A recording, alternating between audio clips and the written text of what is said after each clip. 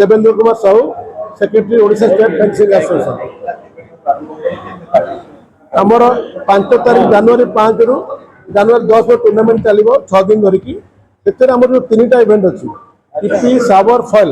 2 दिन प्रथम 2 दिन इपी 2 दिन साबर 2 दिन फॉल टोटाल पार्टिसिपेंट 570 ରୁ 600 भर आसुँच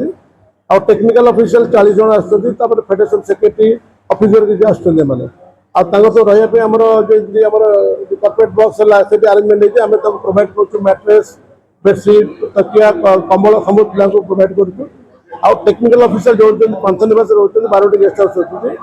जो मैंने आसुँच फेडरेशन ऑफिशियल्स फेडरेशन ऑफिसर से अरेंजमेंट होटेल प्रमोद रही ओडिशा टीम आमर चलती भल कर आशा करूँ जेहतु बर्तमान बलांगीर आम सेंटर अच्छे ट्रेनिंग सेंटर से प्राय 15 कैंप चलती पे ट्रेनिंग करमर यहाँ टोटाल 25-26 स्टेट आसवे 5 ରୁ 10 तारीख जवाहरलाल इंडोर स्टेडियम अनुष्ठित 5 ରୁ 10 तारीख पर्यटन।